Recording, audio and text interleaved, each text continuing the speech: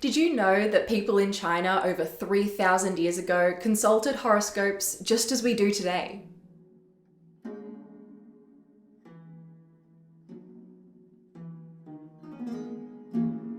Hello and welcome to World History Encyclopedia. My name is Kelly and today's video is all about Chinese oracle bones. We're going to delve into the Shang Dynasty of ancient China, where psychics interpreted heated bones to help people make decisions, which led to the development of Chinese writing. Don't forget, the easiest way to support us is by giving this video a thumbs up, subscribing to our channel, and hitting that bell icon for notifications so you don't miss out on any new uploads. World History Encyclopedia is a non-profit organisation and you can find us on Patreon, a brilliant site where you can support our work and receive exclusive benefits in return. Your support helps us create videos twice a week, so make sure to check it out via the pop-up in the top corner of the screen or via the Patreon link down below. During the Shang Dynasty of China, which dates between circa 1600 and 1046 BCE, the shoulder blades of oxen, or the flat underside of a turtle shell known as a plastron, were used for divination and were known as oracle bones or dragon bones. The bones were carved with symbols, the symbols eventually became words, and it was from these that the Chinese script developed from. A psychic or fortune teller would carve symbols into the bones or turtle shell. Then they would either apply a hot poker to the object or place it next to a fire until it cracked. And from the direction of the crack, their future would be predicted. Although some oracle bones have been found from the Zhou Dynasty, most of them are dated to the Shang Dynasty, the period of Chinese history when oracle bones were used most regularly. The oracle bones declined in use during the Zhou Dynasty with the introduction of the I Ching, a fortune-telling book that was a different way for divining the future. In the late 1880s, villagers just outside of the city of modern-day Anyang, which was where the capital of the Shang Dynasty was, they were working their fields and found both animal bones and turtle shells. But they didn't know that what they were looking at were oracle bones, so they crushed them and sold them as dragon bones, which were used in traditional Chinese medicine.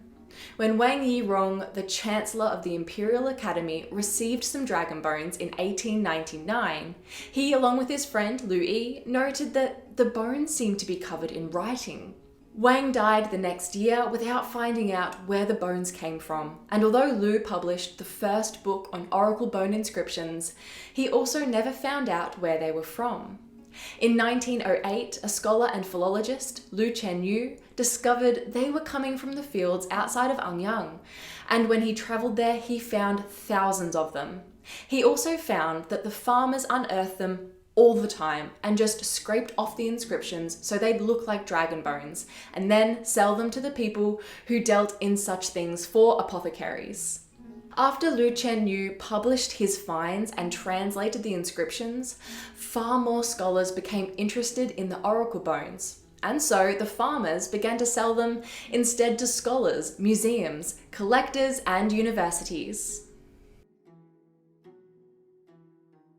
Consulting a psychic in the Shang Dynasty was considered an important resource for decision-making, and anyone from your local farmer to your king could consult about their future.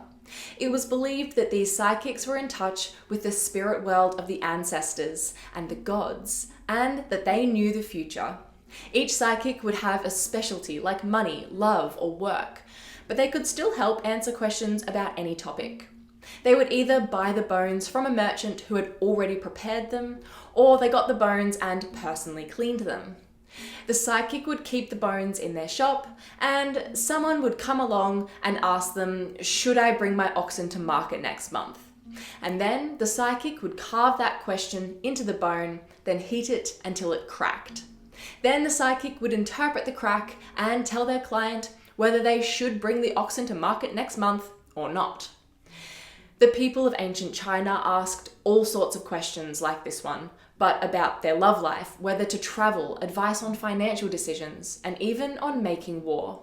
The process went like this. A diviner was asked a question, the diviner then recorded the rest in 4 steps.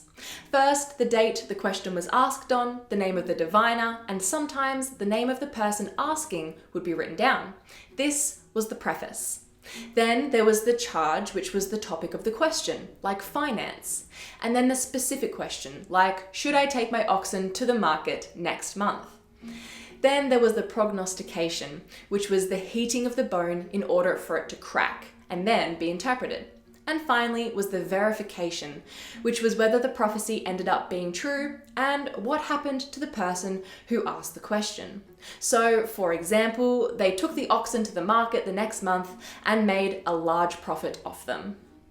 Since the oracle bones were written or carved on with such detail, stories that were initially thought to be myths about the Shang Dynasty, such as people's wealth, occupations, trade goods, and cultural values, were able to be verified by scholars. Chinese writers in later dynasties referred to the Shang Dynasty as a kind of golden age, and the oracle bones showed modern-day scholars that they had certainly a good reason to think that. Not only did the oracle bones give birth to the Chinese script, but they also acted as primary sources for the people of Shang China. The symbols used on the oracle bones standardized certain characters to have specific meanings, like a certain character would mean oxen, and another meant market, and so on. People in ancient China, just like those of us today who consult horoscopes and psychics, or simply worry what the future has in store for us, wanted some assurance in an uncertain world and looked to the oracle bones to provide that.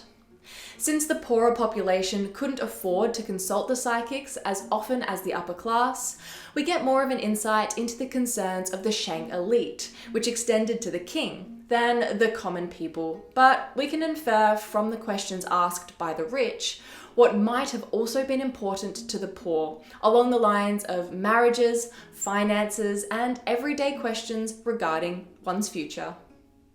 From the surviving oracle bones, we have primary evidence for just how prosperous the Shang dynasty was, and how people, mostly the elite, spent their time.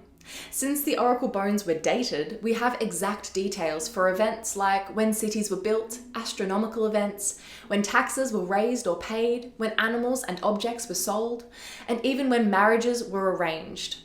With the thousands of surviving oracle bones from ancient China, we have just another example of how the people living some 3,000 years ago were really not so different from how we are today. What divination practices do people believe in your country? And do you believe in divination? Let us know in the comments below. If you enjoyed this video, make sure to give it a thumbs up and subscribe to our channel so you don't miss out on our new videos every Tuesday and Friday.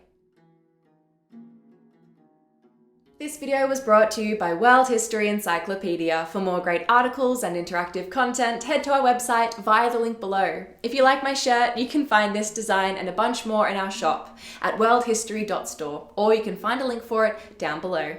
Thank you so much for watching, and we will see you soon with another video.